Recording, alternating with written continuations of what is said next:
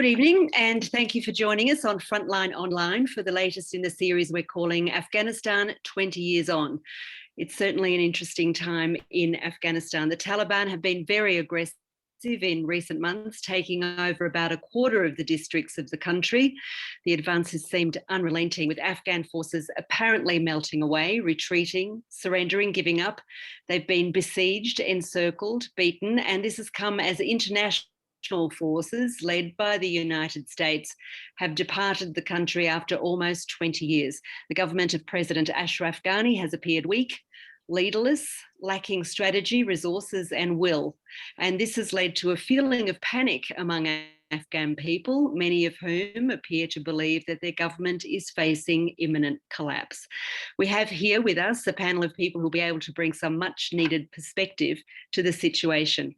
Kate Clark is the country director for the Afghanistan Analysts Network. She'll explain the deal that former US President Donald Trump did with the Taliban, giving the insurgents political legitimacy in return for a US drawdown to zero and the start of talks with the Afghan government.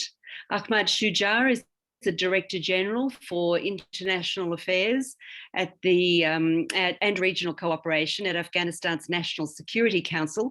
He was formerly with Human Rights Watch in Afghanistan, which is how we met back in the day. He'll provide us with a sit-rep report, if you like, of what's happening on the ground across the country.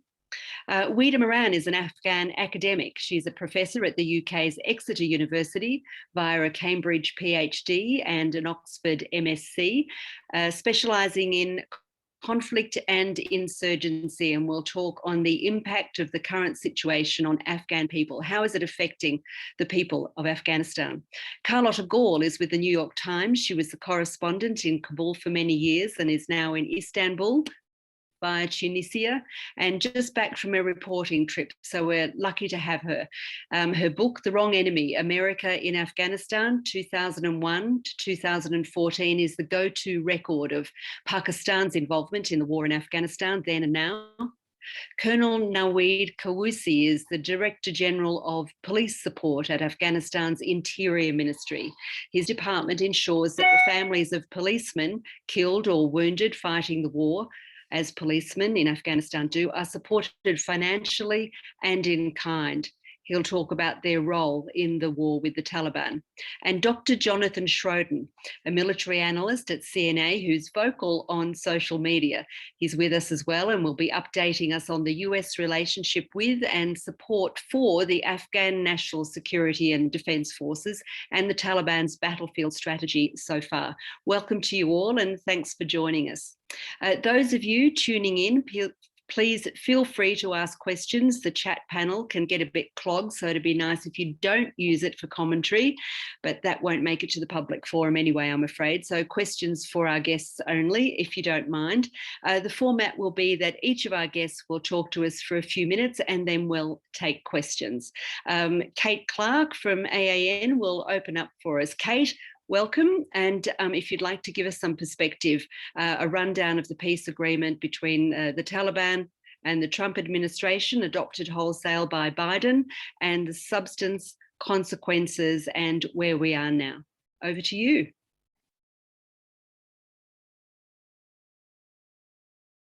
You're muted. There we go. Thanks very much, Lynn. And I'm sure, like everyone on the panel, Afghan and non-Afghan alike, we're just, if you're like me, you're waking up every morning with this knot of anxiety in your stomach because of the changes that have happened in the last few weeks and undoubtedly the lives lost, people fleeing, people not being able to get their crops in, and the pleas from friends in Afghanistan as to what they should do, how do they get out. There's a real sense of foreboding at the moment. And not very surprisingly, Lynn, you said a quarter, our count is up to over a third of districts. District centres have been captured by the Taliban since May the 1st, which was when President Biden made his announcement that the US forces would be leaving rapidly and importantly, without conditions. So the Taliban did not have to do anything or promise anything, or they were free to attack Afghan forces. They've kept their word not to attack the departing international forces. I mean, I think many of us were very, very skeptical about this, the way that the US and Special Envoy Zalmay Khalilzad approached Afghanistan.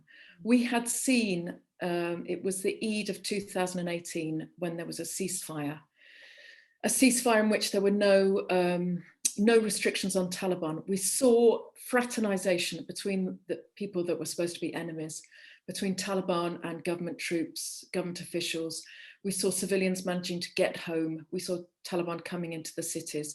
We saw indeed that there was actually a real potential for proper, genuine peace in Afghanistan.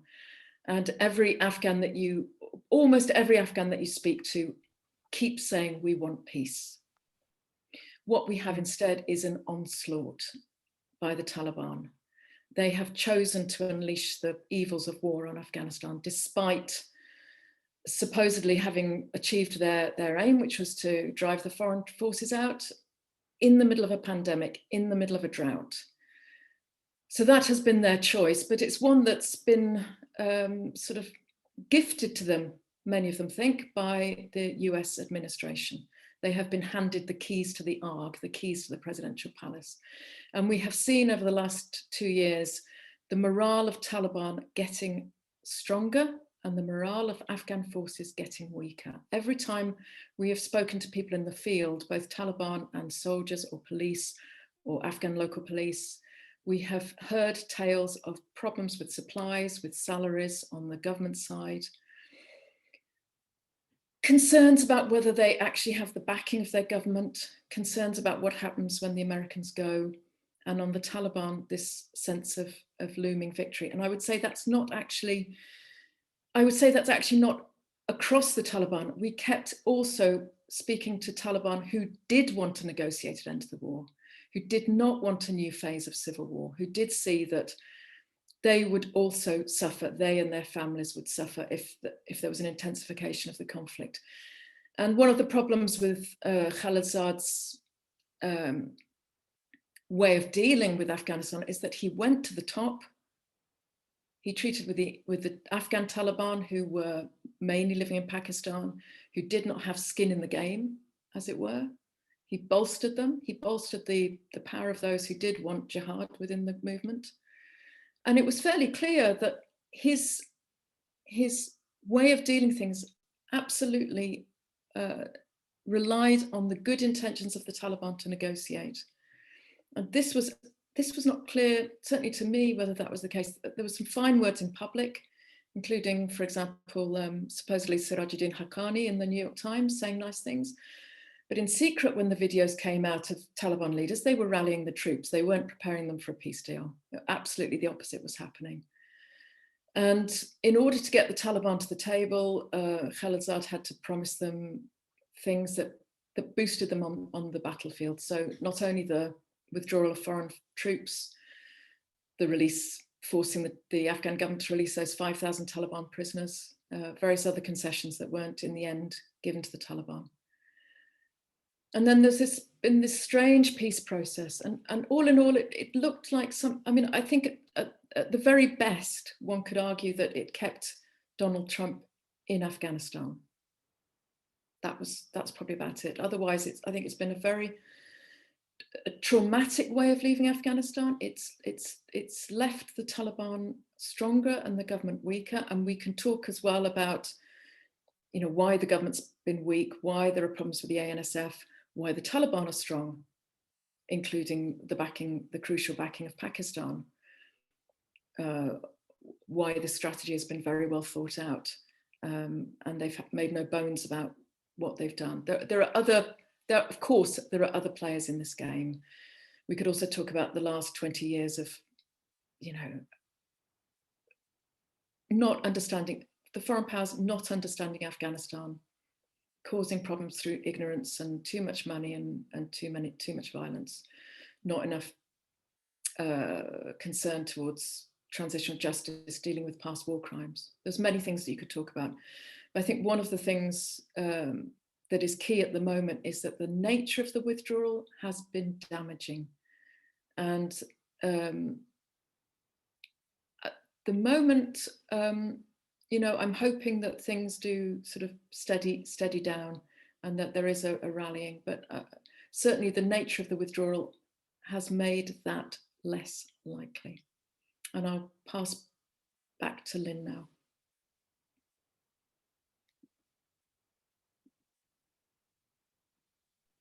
Thanks, Kate. A lot to unpack there. I'll be very interested to hear what Ahmad has to say in response to that. Government weaker, Taliban stronger. We haven't really heard very much from the government at all. There doesn't seem to be a strategic communication strategy, no effort, it seems, to tell Afghan people what is going on, battlefield or otherwise. Can you give us your perspective, the situation on the ground? You're with the National Security Council. We've been hearing of a rout.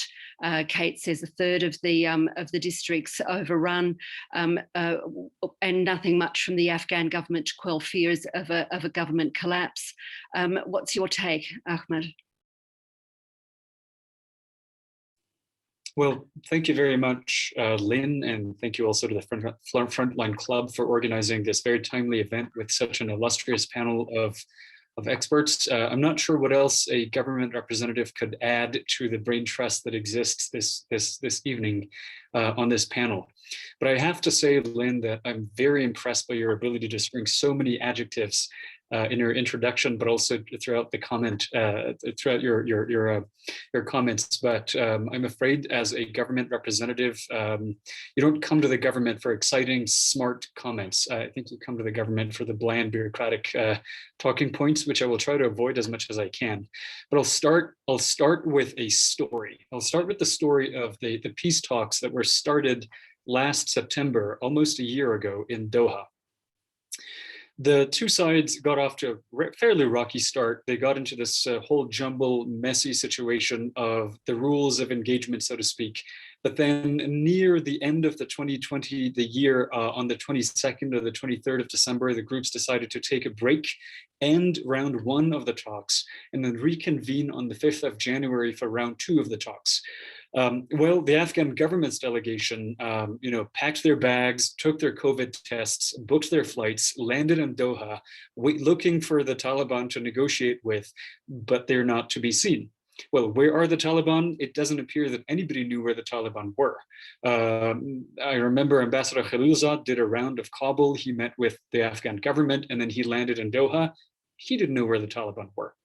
Well, where are the Taliban? The answer came a few days later when they actually videos of them started appearing out of Islamabad, but also out of an unknown location in Pakistan, where their leaders are parading across a line of suicide bombers of the Taliban on Pakistani soil.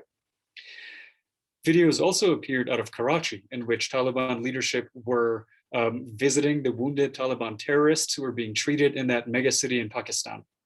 Well, a few days later, the Taliban appeared out of Tehran, and a few days after that, they appeared in Moscow.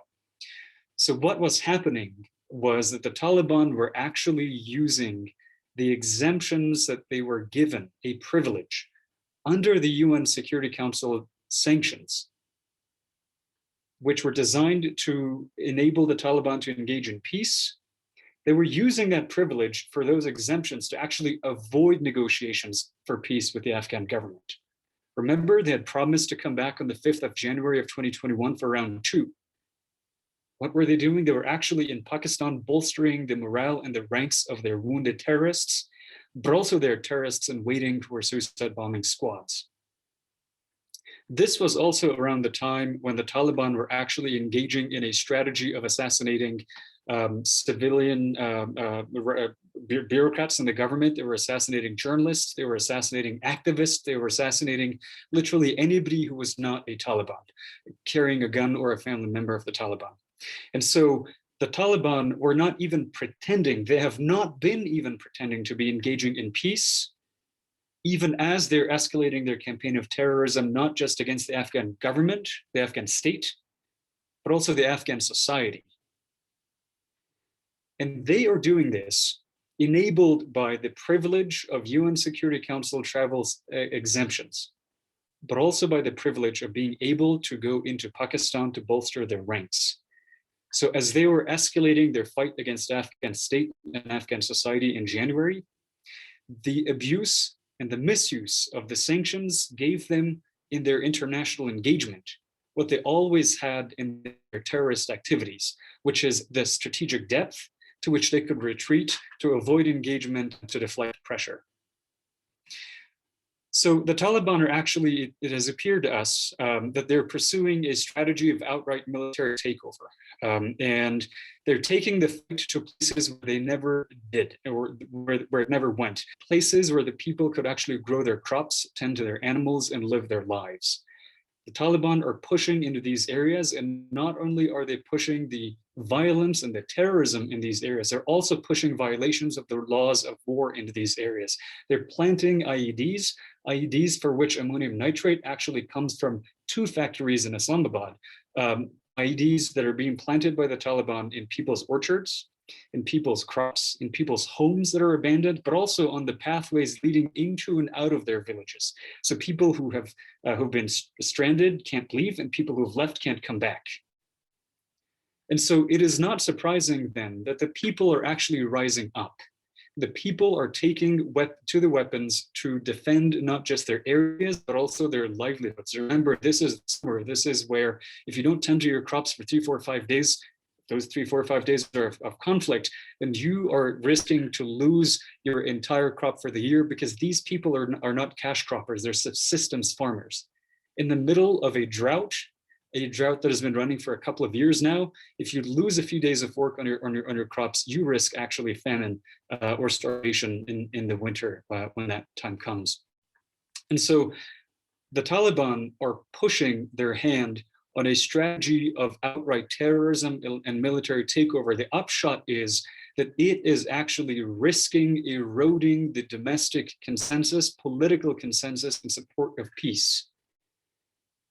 Longtime observers of Afghanistan, of which we have many on this panel, but also many in the audience, would remember that when former President Karzai used the word angry brothers a few years ago in his last speech of the presidency at the Loya Jirga in 2013, there was outrage among the Afghans. How dare you call the Taliban a group of terrorists, your angry brothers? These are not my brothers who are terrorizing the people. But today, there's not a single figure of national prominence in the country that is opposed to making peace. A few years ago, every country in the world, most countries in the world, were reluctant about having contacts with the Taliban. They were reluctant about the prospect of delisting and giving travel exemptions to these people. But there is, in fact, a complete consensus in the international community as well. But by pushing the strategy of violence and terrorism, the Taliban are risking fraying the domestic consensus, but also eroding the international consensus in support of bringing this terrorist group out in from the cold and into the political fold. And that actually is risking denying this country, finally, after 4 decades of war, longer than my lifetime, the ability to actually make peace with its demons. And so the other upshot is that the story of a Taliban victory, even if one that is not complete and total, emboldens not just the extremists in Afghan society and helping them come out of the woodwork. It is also doing the same for reluctant extremists everywhere. You have accidental guerrillas that David Kilcullen has talked about, but you also have reluctant extremists who are now coming out of the woodwork because now they're getting proof of concept from the Taliban from their case study in this country. So the government obviously is going to respond to their strategy of terrorism by matching them on the battlefield, but that is obviously not a solution. I think it is pretty evident in the domestic political consensus that fighting and war is not the solution here. But what is to be done? I think some of the classics, and Carlotta probably would be able to speak better about this than I can. Some of the classics are still relevant. Pressure Pakistan so that they actually do play, finally, the constructive role that only they can play in this equation, which they've always been reluctant and evasive about playing. But also redouble efforts regionally, but also internationally, in a concerted, real, genuine diplomatic push around peace. Because there is enough in Afghanistan, there's enough overlap between the Taliban and terrorist groups from China, Tajikistan, Uzbekistan, and Turkmenistan and Pakistan, that and overlap between the Taliban and international transnational organized drug cartels, that only the threat of terrorism and organized crime transnational is the common denominator that could bring the region together. And I think a concerted, real high-level diplomatic push could affect that consensus at this moment of crisis, but also limit the misuse and the abuse of the Taliban of the UN sanctions.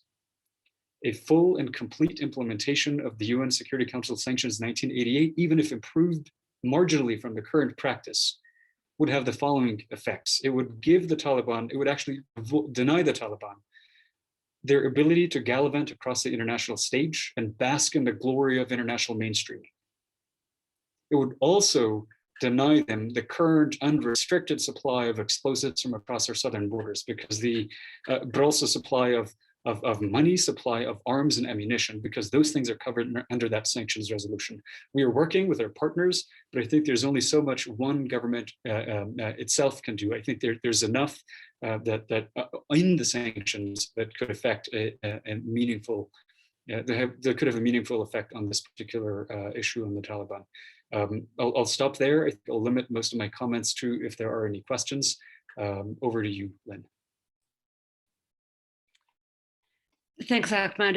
A very thorough and emotive, if I might say, wrap up really of the situation, and it dovetails perfectly into what I hope Carlotta will be able to explain to us, the background with the Pakistani involvement. You talked there about the UN sanctions. I think that horse might have bolted. I can't see that being reversed in the short term or even the medium term, and the selective the selectivity of who's a good terrorist, who's a bad terrorist, has been part of the equation for a long time, and that's not just Pakistan but across the region. But let's go now to Carlotta. Carlotta, your perspective on Pakistan's involvement is fairly thorough. Would you like to give us your take on where it started and where we are and where it's going? Thank you very much. I was going to do a quick run through for some of the history, because I started in Afghanistan just after 9/11 in the north, and I saw the Taliban defeated en masse, thousands of them surrendering. And it was a real defeat. They were exhausted, and at the end they were trapped and they were surrounded. And then I stayed in Afghanistan for nearly 12 years, and I traveled all over the country and followed what happened to the Taliban. And the ones who escaped went to Pakistan, and we found them there in Quetta, gathering in, outside the mosques, quite easy. And then steadily I saw them regroup and start to do attacks. And later, of course, learned how Pakistan had encouraged that and then supported that. And we learned, later that there were planned meetings right in December 2001. We will now go to a guerrilla war, and ISI, Pakistani intelligence, was in those meetings. So, and we this sort of thing has come out. And then in 2006, we saw a major push where they tried to take the South and stop the expansion of NATO. And so I started following it day after day. I went to Quetta, I interviewed a lot of the people who were recruiting and sending in training suicide bombers. I got beaten up by Pakistani intelligence service people in my hotel room for that reporting. And it was clear, it just became clear to me what Pakistan was doing. They were controlling the Taliban insurgency, they were masterminding it and aiding and abetting it. And then they were preventing a lot of reporting. And that pattern has happened all the way through, and it's even worse today. It's extremely difficult to report in Pakistan. And there's very little, as you can see, reporting, even from my own paper, I'm afraid to say, coming out from Pakistan of what their role, their real role is. But if you talk to Pakistanis, they will tell you that there was a big push to mobilize fighters in the last few months, in the tribal areas and in the Pashtun areas around the south of Afghanistan, in Baluchistan. We know that there are a lot of bodies coming back, in fact, including of Pakistanis.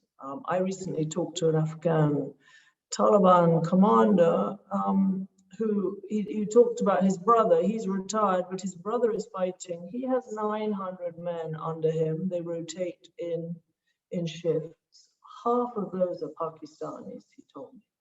He's fighting in the south, so it's easy for them to go through. But that's a major amount of Pashtun Pakistanis recruited and currently fighting. They rotate in and out. They do, I don't know, so many days or weeks at a time, and then they go back to rest. The hospitals are full of wounded Taliban in Quetta as well. There's at least 5 hospitals that cater for Taliban. So it's a massive state organized campaign, and it's been going on for 20 years. And it started in December 2001, very soon after the defeat of the Taliban. And what is extraordinary, of course, for me, and it was really why I wrote the book, because I followed so many American forces campaigns to fight the Taliban in Afghan villages, including bombing, and I covered too many civilian casualties that I can bear to remember. But you know, we all knew that the real source was across the border, and there was never a campaign, a real campaign to fight it at the source. Then, of course, we saw bin Laden caught and killed in Pakistan, and that, I think, brought home to all of us reporters even more that he had, and we uncovered at the New York Times ultimately that he had been protected and hidden there by the Pakistani intelligence. So, and then just to finally bring us forward to today, what I did discover when I was researching my book, I went to the Haqqani Madrasa in about, I think it was 2012. There were some bombers who'd killed Benazir Bhutto, and they'd been staying there. They'd stayed on their way through to do the bombing. So I was reporting on that, but what I discovered was there were lots of trainees studying there from northern Afghanistan, and they were from the northern minorities who had normally fought against the Taliban. They'd resisted heavily. So Uzbeks, Turkmens, Tajiks, Arabs, you know, Afghan Arabs. And that really brought home to me, this is a plan. And what they were doing was sending people to recruit them from poor families, mostly from rural villages. They would encourage them to come. The study was free, and some of them would do up to 6 years training in the Haqqani Madrasa. And then they went back to their villages, and it was happening already then. And I reported on some of this. Villagers would come back. They were graduates of the Haqqani Madrasa, and they would set up in their village as the Taliban commander. And they would have money, and they would recruit fighters. They had weapons, or they were able to buy weapons. And there are still some of the ones that I've learned about at that time who are still there. I mean, in Gorban, there's one I know, because I know the village he's in and the houses he's occupied. So this was a plan, long-term, and very, very carefully,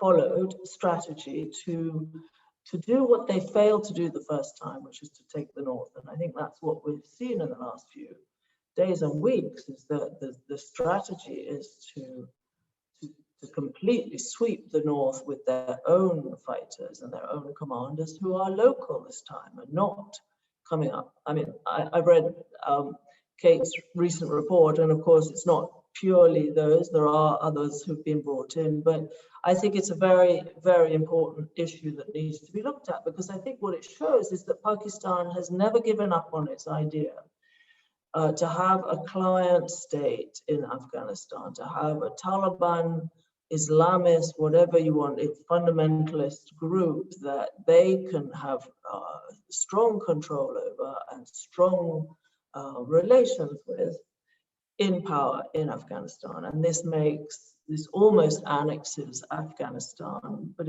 it certainly provides Pakistan a friendly client state, which comes out of their paranoia they really, really want. They don't want India or America or anyone else running Afghanistan. They want their own friendly people, and the Taliban is their chosen vehicle. And so I think it hasn't changed.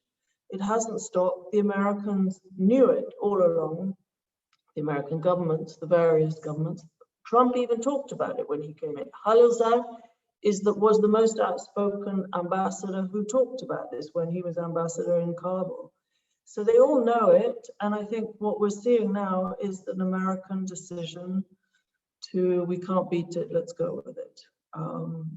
So I'll stop there, because there'll probably can be some questions down the line.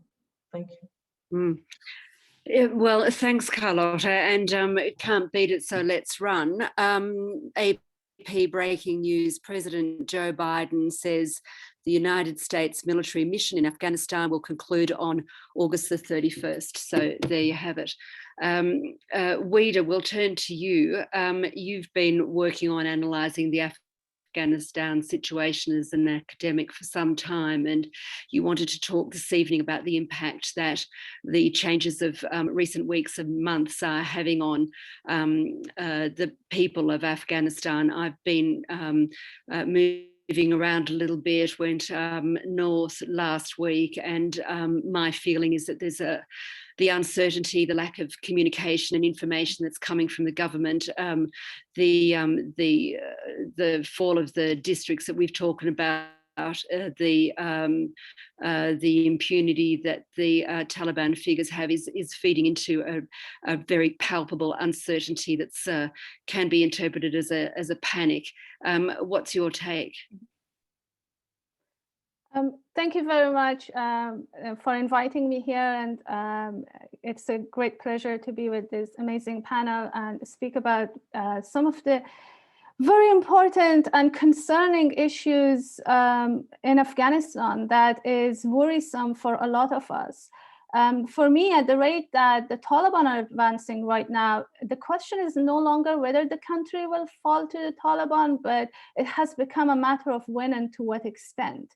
And this is apparent from all the districts that keep falling to the Taliban one after another.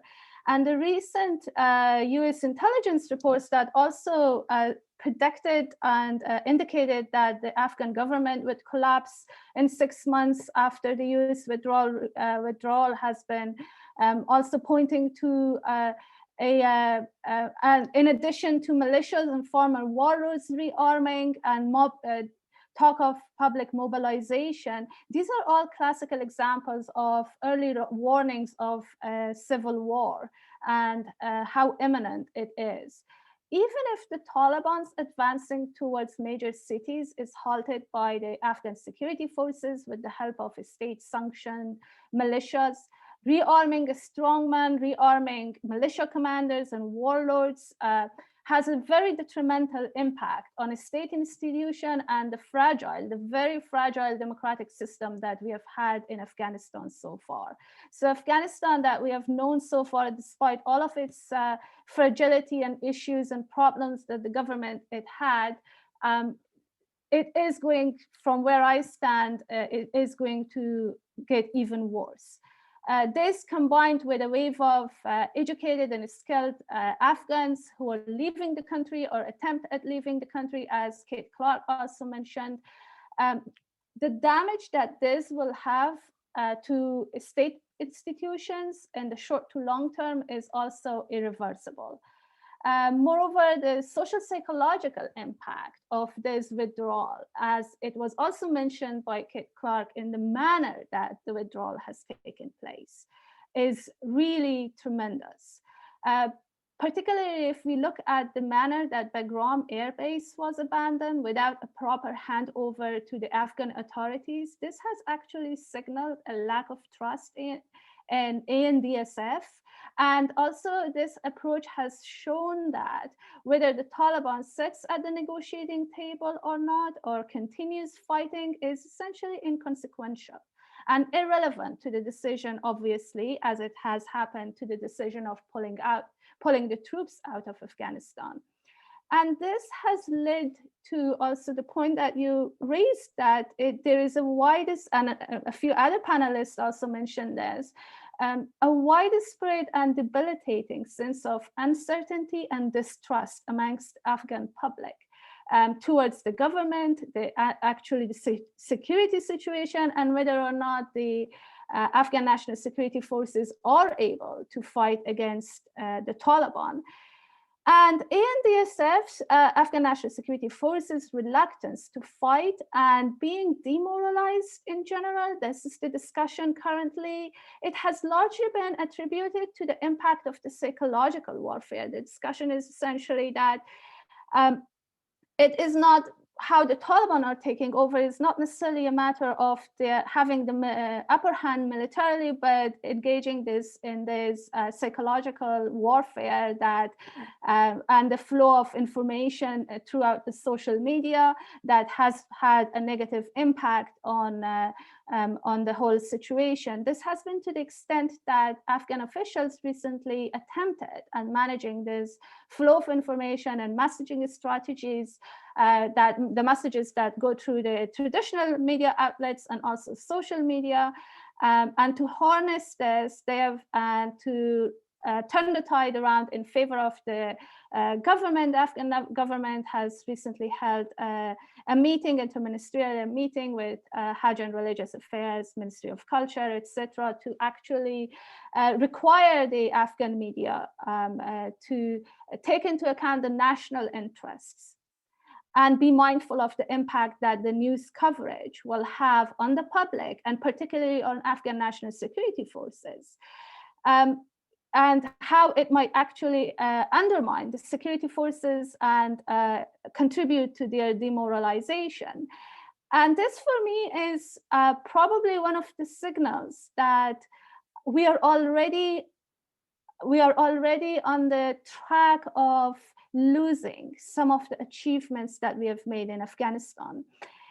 And the first one here that we can see is the free and dynamic media that we have in Afghanistan, one of the major achievements in the past 20 years, one of the free media in the region, actually, comparably to the rest of the region, that on one hand, they have been under a lot of pressure by the Taliban on one hand, and the most recent being the journalists under attack by the Taliban. And now the government is putting a lot more pressure on the media to control the flow of information to the public. And many other achievements, if we discuss women's rights in general and how that would look under a Taliban's rule, quite frankly, from the areas that have fallen to the Taliban recently, we can see that the Taliban has not changed even a tiny bit. The same messages, the same deals, the same narrative that the Taliban had before 2001, when they were in power, had the majority of the country under control. We can hear the same narratives again today as well. It's an eerie reminiscent of what I used to hear when I was in Afghanistan and the Taliban in control, that we could not go to school. And the reason, the narrative was that when the political situation is ready. And we hear the same stories nowadays. In any district falling to the Taliban shows essentially how they will control that area, and it's in the same manner that they used to control Afghanistan when they were in power. And going back to what, echoing back what Ahmad Shuja also explained, is the Taliban has still kept its tie with the regional and with other terrorist organizations. They have been the whole deal, the whole withdrawal deal has bolstered the Taliban, and they've been gaining great praise of other terrorist organizations such as Al-Qaeda, IMU, and the rest, and Daesh, and the rest in the region, that they're not only contributing to the conflict right now and fighting in Afghanistan in order to take control of different territories, they have also been discussing this and changing their narrative in favor of the Taliban, as it is apparent from their media products that I actually research and investigate.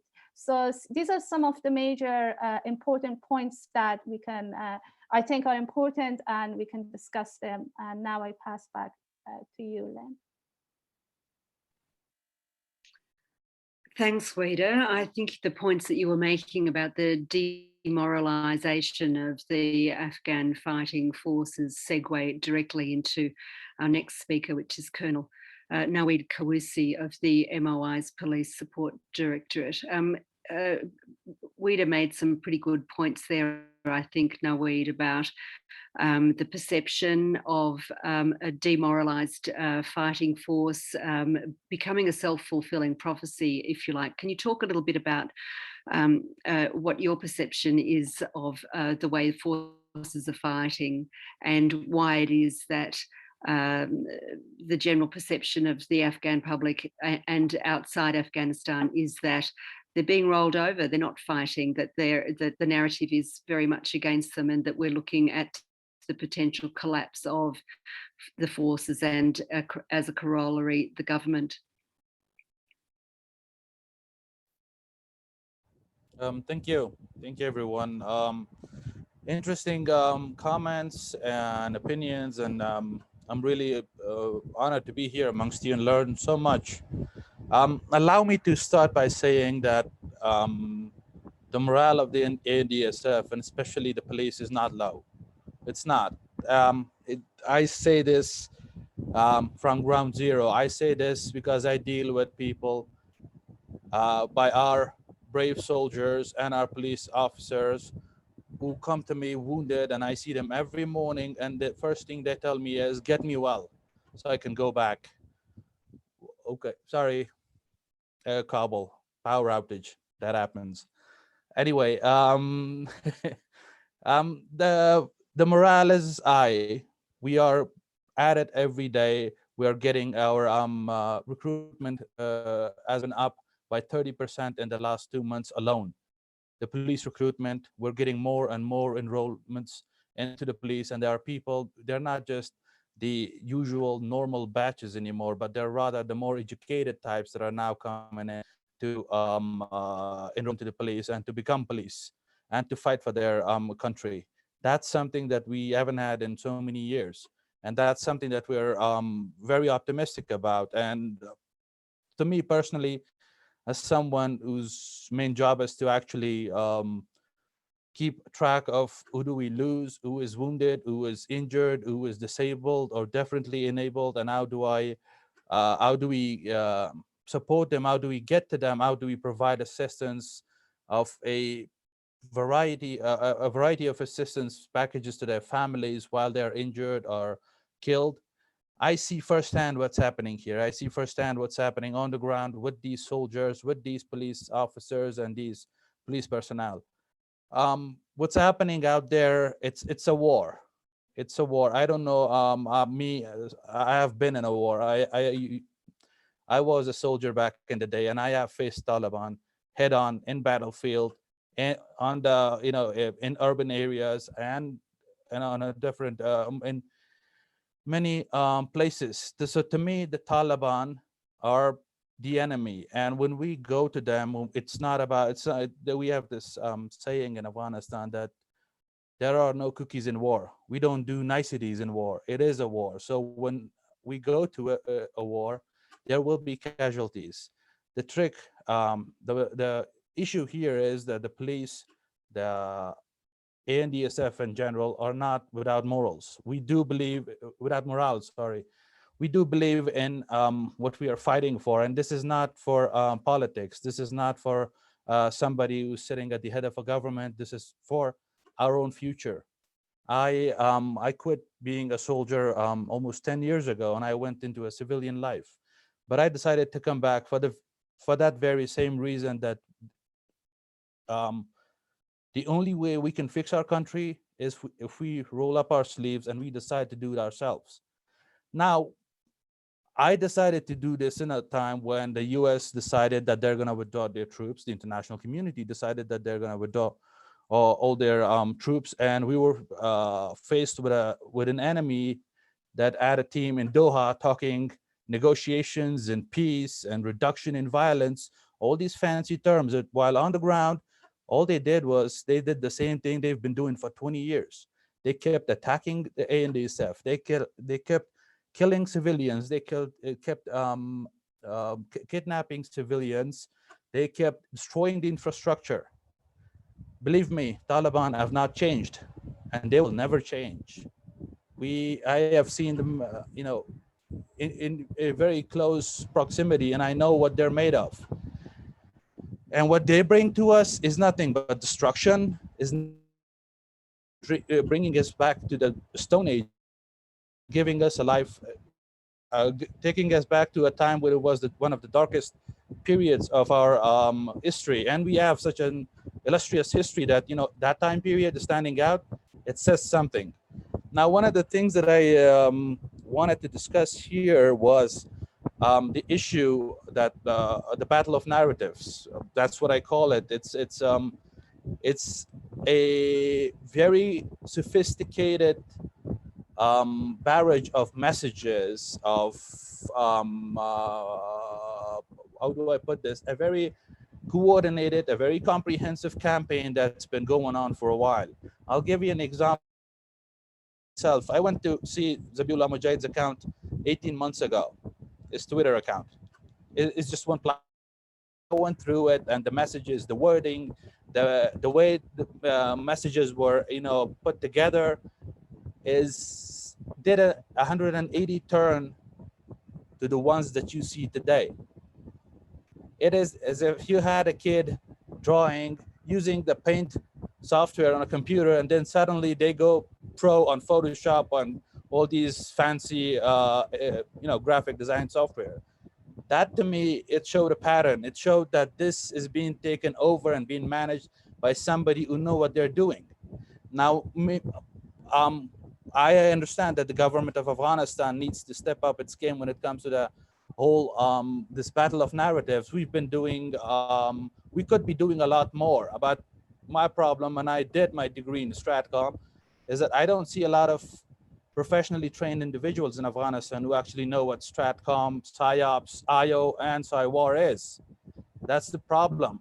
To us, it's about video clips, it's about photo ops, but that's not what Stratcom is. That's not how you change people's mentalities, behaviors, perceptions. That's not how you do it. It's really, how do I put this? It's a scientific method of actually going about understanding what people need. That's what we have been lacking, but that does not mean that we are losing on the ground. One of the problems that I've had, and I've made a lot of friends and non-friends over the past few months, is that I've been calling people out when they've been reporting on the fall of districts. But me, as somebody who is wearing that uniform and is currently in that ANDSF, I see what is happening. And the way I see things, every district that falls, we take it back. Maybe we lose two more, maybe they gain 2 more, maybe we gain a couple more. Then it's a war. It's not something that is solid. It's a very fluid, it's got a very fluid dynamic, and it keeps changing hands. But here's the thing. One of the reasons that we keep losing districts is the Taliban's propensity for using civilians as shield, for using civilian homes as something that they would not mind bombing or shooting up. And that's something that our ROE, our rules of engagement do not allow. We can't risk our civilians, we can't risk our people. So in order to save those lives, we at times have taken a step back. And this has been one of the reasons that our districts have fallen, but it doesn't mean that the districts that have fallen have been taken over by Taliban. And it goes back to your definition of taken over.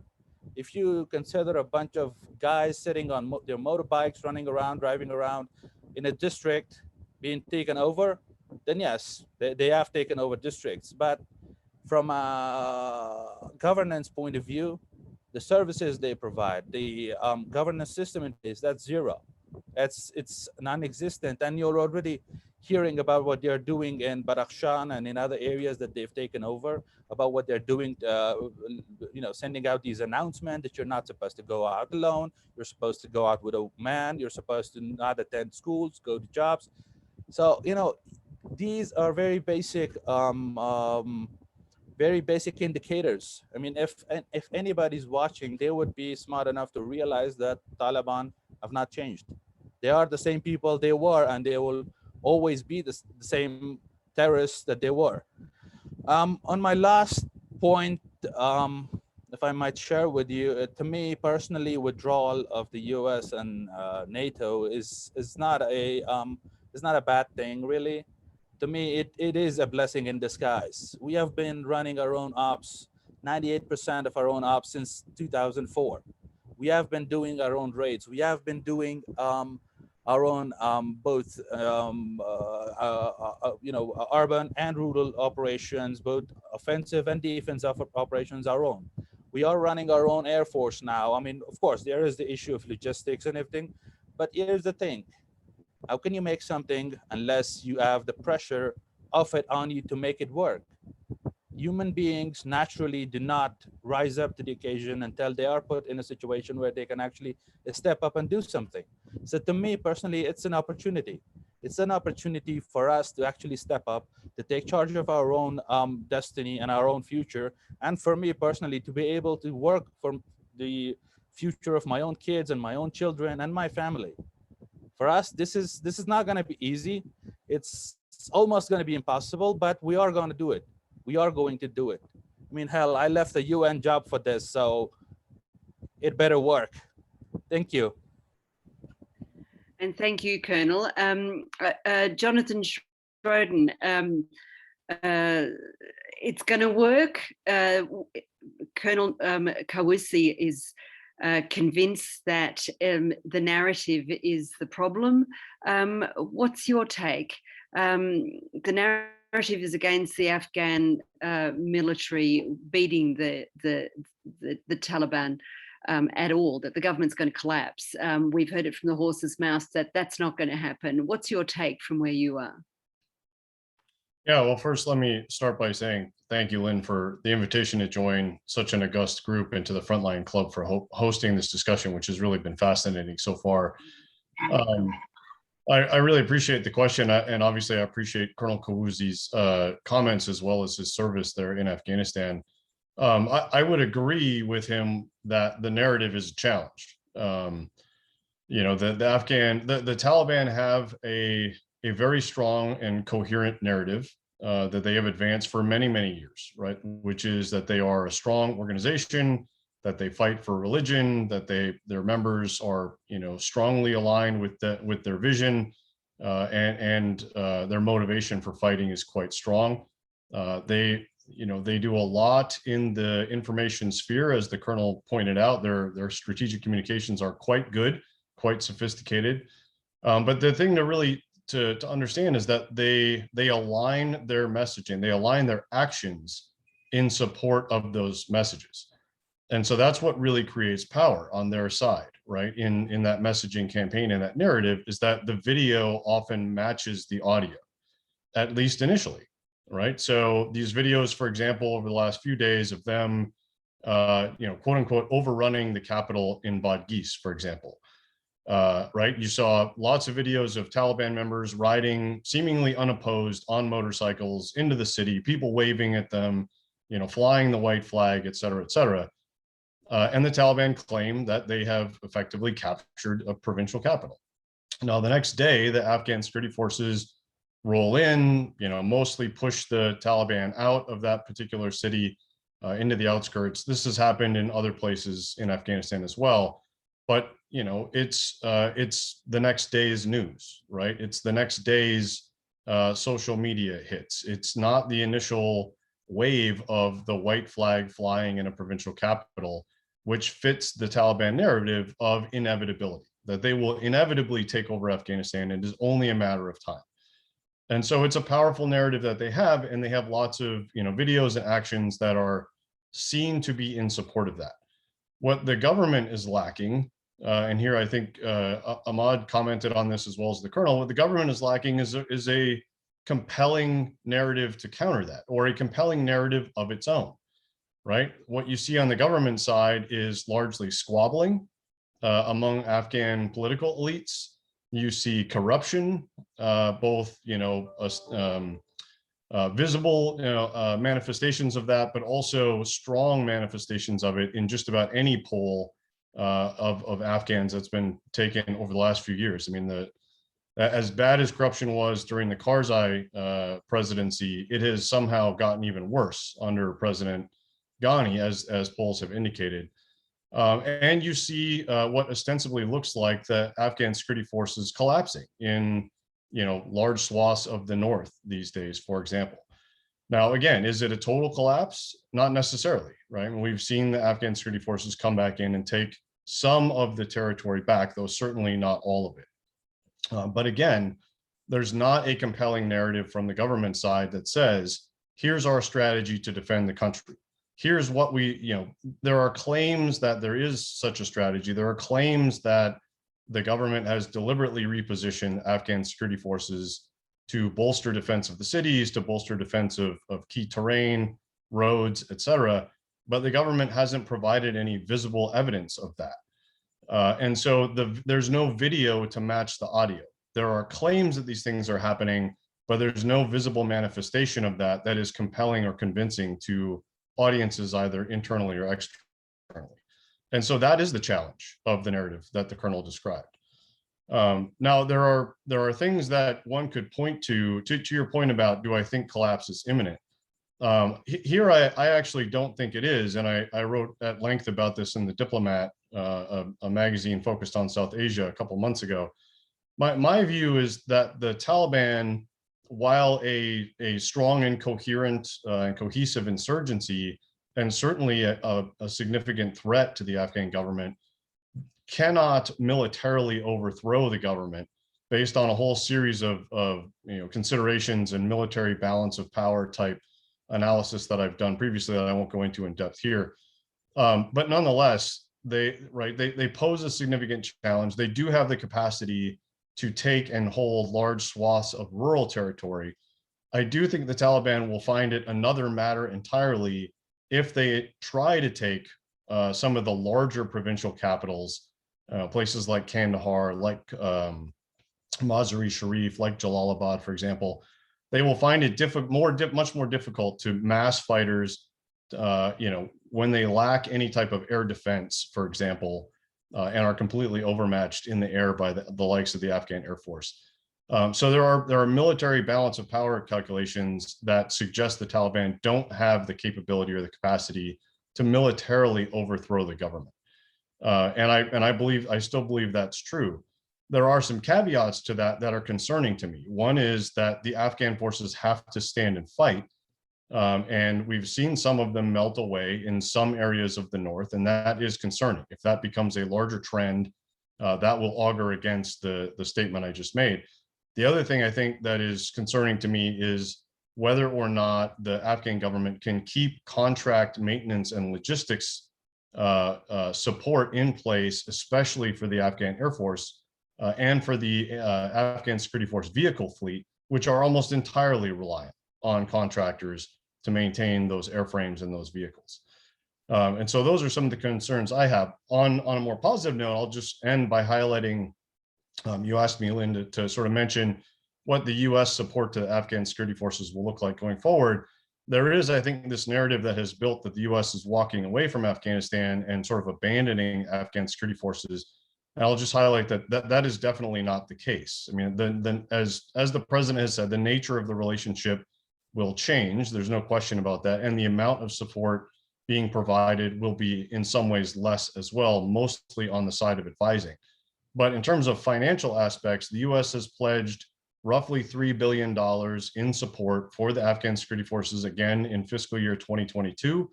That funding is good for 2 years, so it could last as long as into 2024, depending on how quickly the US government spends that in support of the Afghan security forces.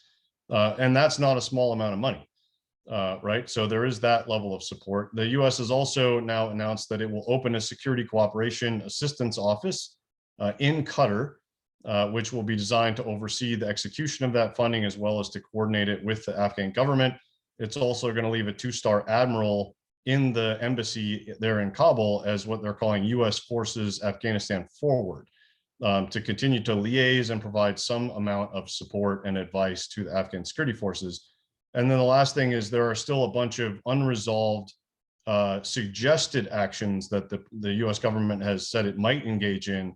For example, the possibility of bringing Afghan special operations forces to a country like Qatar to continue training them, the possibility of bringing Afghan airframes outside the country to continue maintaining them, and the possibility of either in extremis support in case of an emergency, in case a key city falls, for example, or is on the verge of falling, for example, or at a minimum over the horizon logistics support, where the US might fly whatever type of logistics items become of critical importance to the Afghan security forces into Kabul for further distribution there. And so with that, I'll stop. And again, thank you for the chance to address the audience here. Oh, and thank you, Jonathan. Very eloquent and detailed. Just sticking to the theme of the narrative, I'm going to go to questions now. We've got a half hour left. And the first question I'm going to read is from David Loyne, former BBC correspondent, spent a lot of time in and on Afghanistan. He's got a question for you, Ahmad. His question is, the government narrative has been incoherent. What now are the plans for the leadership to rally the morale of the nation? Well, thank you for that. And David, it's good to hear from you. I've known you for a number of years in Kabul, but also outside of Kabul.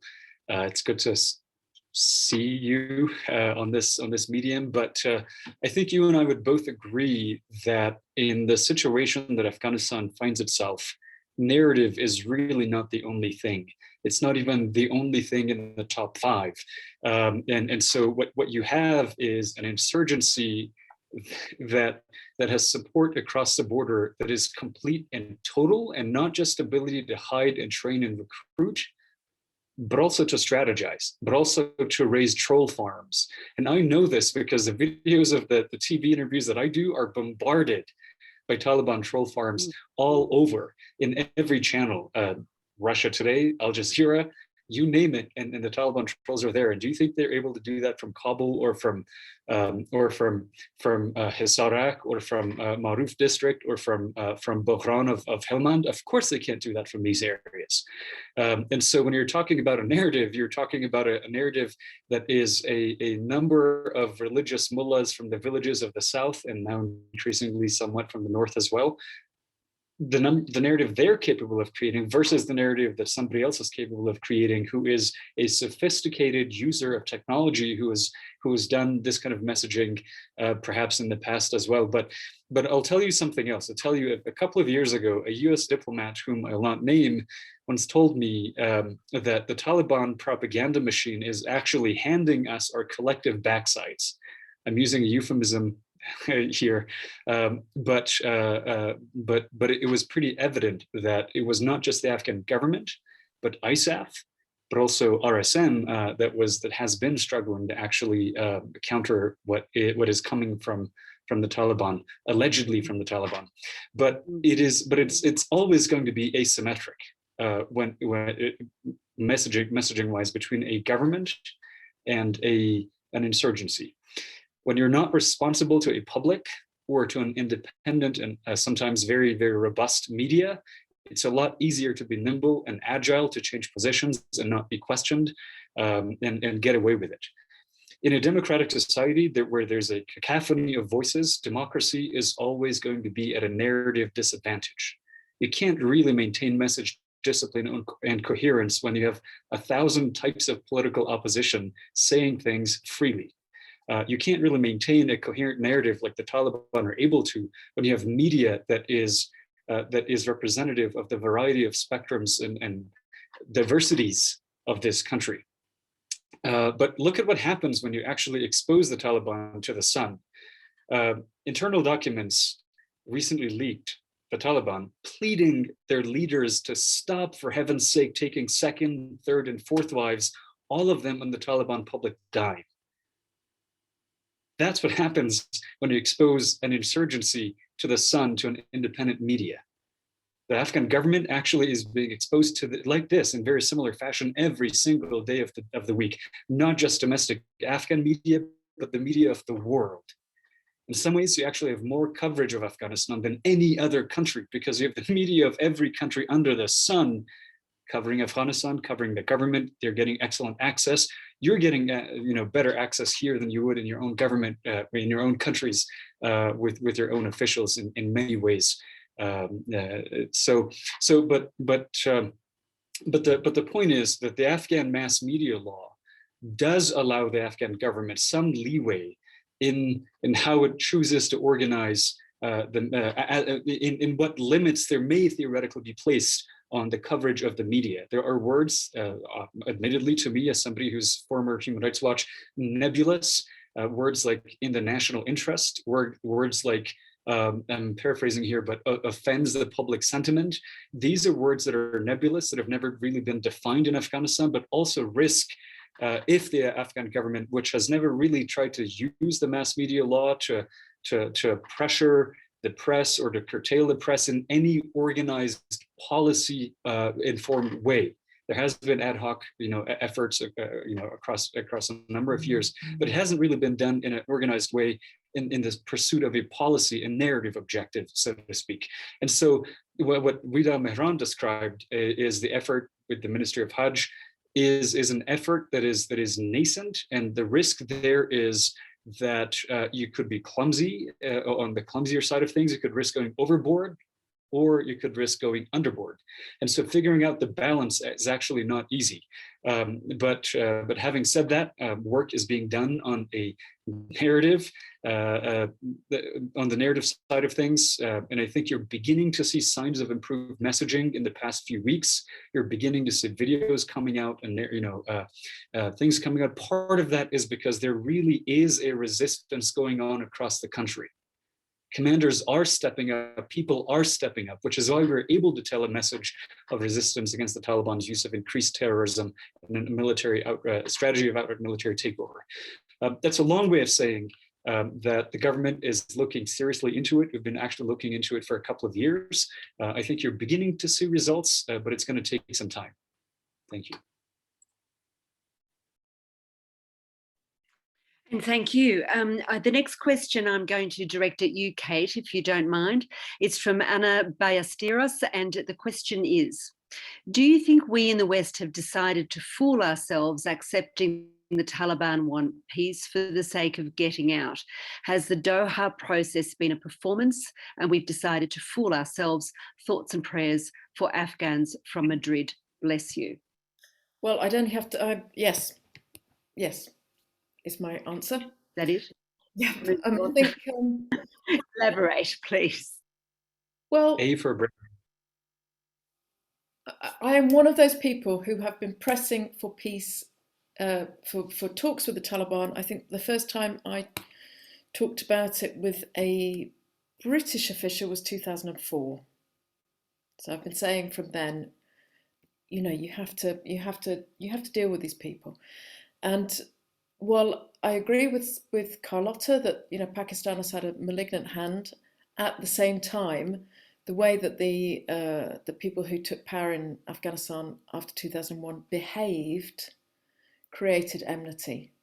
And, you know, it was clear to me that the Taliban were absolutely defeated in 2001, militarily, psychologically, wholeheartedly. No one had come out in support of them, some Pakistanis, but no Afghans. And the thing about that defeat was that it wasn't just about the defeat of the Taliban, it was an embrace of peace. It was an embrace of a new Afghanistan where people would be able to live and prosper. The international intervention was welcome. Remember the emergency Lloyd Jirga in 2002 when Afghans from across the country came together. Who got the biggest applause? The head of ISAF, the British general head of ISAF. This was a genuinely popular intervention. And we can list the ways in which it went wrong, but I think one of them was the persecution of Taliban, persecution of people who were on the wrong side of that victory, imprisonment, mass detention, sending people to Bagram and Guantanamo, torture, stripping men off in front of their neighbours, sending dogs into people's homes, the US military and CIA allowing themselves to be exploited by their Afghan allies to target Afghans who were trying to live in peace, double dealing. You know, the number of people who ended up in Guantanamo after they thought they were going for a surrender, that absolute refusal to deal with the Taliban early on, Rumsfeld refusing the surrender, Karzai refusing to allow a political party until it was too late in 2005, I think, when after the uprising had started. You know, there was this hubristic way that the Afghan allies of the Americans and the Americans dealt with their defeated allies. This was the absolute opposite of how a victor should deal with the defeated in Afghan culture. We can see how that created the insurgency, and as you know, then it grew. And you can't. I mean, there's no words to justify what's happening in most of the last years, the last 10, 15 years from the Taliban, but certainly early on, you can say this is why it happened. It happened as a response, and it happened despite Afghans actually wanting a different sort of country. So, as I said, this is a long preamble to say that I was absolutely pro talking to the Taliban. Unfortunately, it happened too late, and it happened when the Americans were on the way out. Happened when they were willing to give away their leverage, which the main leverage was foreign troops on the ground. So it's been entirely destructive. I would say it's been really, really destructive. And this sort of mirage of a peace talks, sort of, you know, the number of policy papers on the post-peace plan was driving me bananas. I kept asking to peer reviews or to talk in forums. I kept saying, yeah, but what if the Taliban aren't genuine? What happens if they don't actually want a negotiated peace? What happens if they are intent on military victory? And the waste of time and effort and this sort of fantasy football way of dealing with Afghanistan, when really there should have been a sense of urgency. What are the elites in Kabul doing? Why are we pursuing this fake election? Why are we pursuing this fake peace process? Why are the generals are still skimming money off the ANSF? And we see the results now with, I'd be interested to see how many of those claims of lack of ammunition, lack of food, lack of water that have led to people surrendering are. And I don't think it's minimal. And Colonel, I understand that this is somehow a rot from the top, not from the bottom. I do agree with you that there are many people on the ground who have been fighting the ANSF. And there's been vast numbers of people killed on both sides and among the civilians. But those people in the field have not been properly supported. And we've tracked the plunging morale. And this feeling that what happens in Kabul is entirely unrelated to what happens in the field. That people in Kabul, in the leadership, don't care, don't know, don't want to find out. And they're squabbling over jobs and chairs and posts. And I know we've talked a lot about Pakistan and the Taliban, but I think really as well, we should be talking about the Afghan government and the Afghan elites who, up until quite recently, seem to think that it was impossible for the Americans to go. And that's also a failure. So back to you, Lynne. You asked me to elaborate. I'm sorry I went on a bit. And you did. There's a lot of coulda, shoulda, woulda, isn't there? We've got a couple of questions about Pakistan. And I think that, Carlotta, I'll shoot them over to you. Let me read them out. I'll read a couple and then you can just talk around them and to them as you see fit. Anonymous. That's the name of the person who has asked the question. Considering the amount of displaced persons that might move to the border of Pakistan, will Pakistan not try and negotiate with the Taliban to mitigate migration? Ewan Grant has also asked a question. He's a former UK law enforcement official who worked in Pakistan and Central Asia after that. His question is, are the Taliban forces in the north and northwest ethnically Pashtun, or have they co-opted Uzbek and Tajik manpower, whether by coercion or incentives? And maybe the same, but perhaps another anonymous. I've never really understood how Pakistan benefits from supporting the insurgency in Afghanistan. What do you see as their motivation for this strategy? Is regional instability not destabilizing for Pakistan too? Is the Taliban really happy to be used in this way? Carlotta, over to you. Okay, well, briefly, because we covered it already, there has been a Pakistani plan to recruit from the northern minority tribes over, I would say, more than a decade and a half. So they have been recruiting Uzbeks, Turkmens, Tajiks, and more, to bringing them to Pakistan, to their madrasas. And there, from that, they select certain ones to then go back and be literally commanders. So they get a military training as well as a religious training. And I know, because I've met some of these guys, and I know their family background and how long they spent, maybe up to 6 years in the Haqqaniya Madrasa in Pakistan.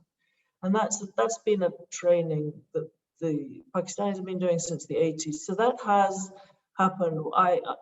Kate's written a very good recent report on the north of what's happening there, and I think we need to do more to find out exactly how and who is running it. But what I've seen in the last 10 years is that that's been a concerted Pakistani effort to recruit not just Pashtuns. Obviously, there are big groups of Pashtuns in Kunduz and in Badghis, but there's many minority tribes who are always against the Taliban or fought very hard against the Taliban in previous years.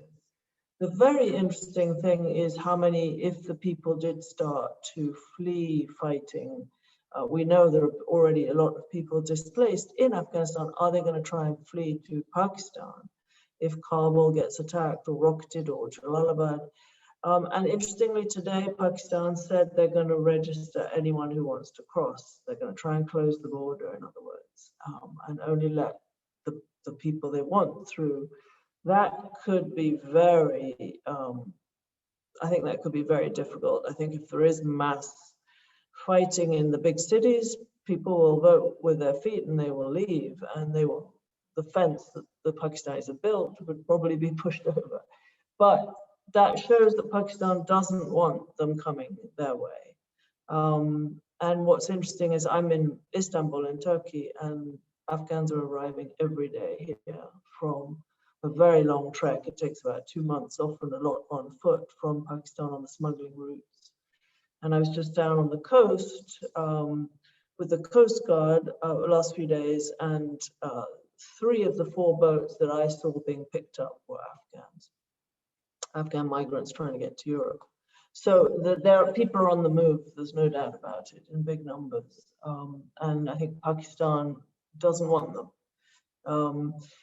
As to the reason, does Pakistan want chaos in Afghanistan? Of course, that is the national line, the government line. We don't, of course, we want peace. We support the peace process because we don't want instability next door.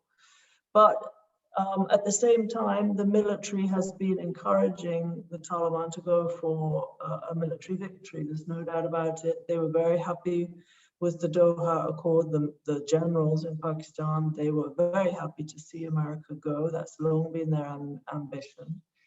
They really don't care too much how many Afghans die. I mean, we've seen that with Pakistan.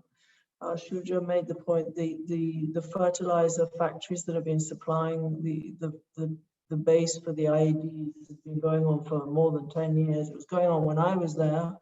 And the ISI actually told one of the factories to ignore American efforts they wanted to change the color of the fertilizer so it could be spotted at the border. And ISI stopped that little project, so they've been supporting this, and they've been supporting the slaughter and the big bombs, the car bombs and so on. So they don't care how much people die in Afghanistan, right? If you look at how they've behaved. So it makes many Afghans, and including some Taliban, admit, or reason that actually they want a weak Afghanistan. Pakistan would like a weak neighbor, which then is liable to being told what to do, or to do things that are convenient for Pakistan. That might be a bit far-fetched, but it does look like that often. And I think what Pakistan really wants is a compliant or a malleable country that they can then use their influence over. And so that's what they're looking for. There are other Pashtuns in Pakistan who I respect greatly, who feel that the aim is to create an Islamized, fundamentalist, Islamist movement that has great power in Afghanistan, because it's an easier way for them to control the Pashtun minority at home. And we've seen that, in fact, at home. They've crushed Afghan nationalists in Pakistan. They've crushed the Afghan nationalist movement very hard, including assassinations of people, in order to, and then they've done mass madrasas and Islamization as a way to control the population in the way they want. So I think that is a Pakistani strategy. There was one other question, and I think I've forgotten what it was, so I might leave it there. I think, Carlotta, you probably answered the questions that were on Pakistan, but there is one more question that I'd like to, it's more a historical perspective that I would like to direct to Jonathan, if you don't mind. It's from Luke Douglas Home. We don't have a lot of time left, and I would like to get in at least one more. So if you don't mind, Jonathan, being succinct. Luke Douglas Holmes' question is, the US and NATO spent more than $2 trillion on the war. It's lost thousands of its own troops and seen the deaths of tens of thousands of Afghan soldiers and civilians alike. Something similar happened regarding Vietnam. Are there any mistakes that were made post-Vietnam that might be avoided this time? And I've really gone to this question, Jonathan, because there's been so much in the narrative about, are we going to see a Saigon moment in Kabul? So it kind of dovetails into that. But your view, are there lessons to be learned so that another post-Vietnam scenario doesn't unfold in Afghanistan? Well, I mean, I think so there's a couple of questions there. One, which I'll try to answer quickly. I mean, it was interesting, if you go back and watch the video of President Biden's remarks earlier today, he was asked specifically about the comparison to Vietnam, and he dismissed it quite out of hand, and said emphatically that there will not be a moment in which people are being airlifted off of the embassy in Kabul. And so I take those words with a lot of seriousness, coming so emphatically from the US president, that he would not allow that to happen on his watch. And I think it would actually be quite a blow for the Biden administration if Kabul were to collapse and fall during at least his first term in office, if he runs again or if he has a second term. And I think one of the things that bodes somewhat in the favor of the Afghan government in terms of the maintenance of US support is that Biden made this decision so early in his tenure that he has 3 years left as president, during which events will unfold. And so I think that the US will continue to stand by Afghanistan during that time. Just to real quickly on the question of lessons learned, I would say one of the things the US did in the wake of Vietnam was to try and forget the experience wholesale, to try and immediately put it in the rearview mirror, to walk away from it, to not think about it anymore. And to the extent that anyone did engage in any sort of retrospection about it, there was a lot of, well, who else can I blame besides myself? And you're seeing some of this take place on the US side already. In fact, there was a tweet that came out from H.R. McMaster just this morning in which he was, heavily blaming the media for, suddenly waking up to what's happening in Afghanistan and abandoning the defeatist culture of the media of the last, how many years.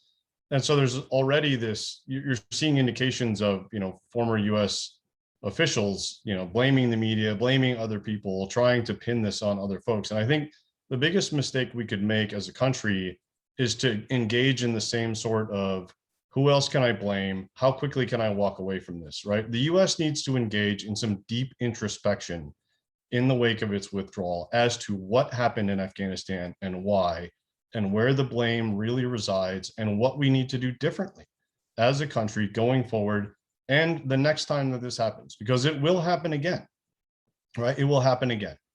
And the US needs to learn from this experience. And if it fails to do that, it will have repeated some of the failures of the post-Vietnam era as well. Thanks, Jonathan. That dovetails into the next question, which is the last question, which I'd like to direct at you, Weeda, if you don't mind. Adam Wilkinson asks, with no decisive or lasting military victory available to either side, how close are we to an Afghanistan split into tribal, factional, ideological parts? And therefore, are we going to be having this conversation 40 years from now after a new foreign intervention, i.e., just as we vowed not to repeat the mistakes of the Soviets? Weeda, can you project 40 years in the future? Are we going to be doing this all over again? That's a tough question, and projecting into the future, especially going 40 years, in terms of any social political predictions, tough. And in Afghanistan, things change so fast and so unexpectedly that I cannot really project what will happen in the next week or month, forget about 40 years. But the one thing that is worrisome, and I am concerned, as I stated in my opening remarks, is that at the rate that Taliban or the districts are changing hands, and that there is rearming of militia commanders and warlords in the country, this is extremely worrisome, that it increases the chances of simmering civil war in the country.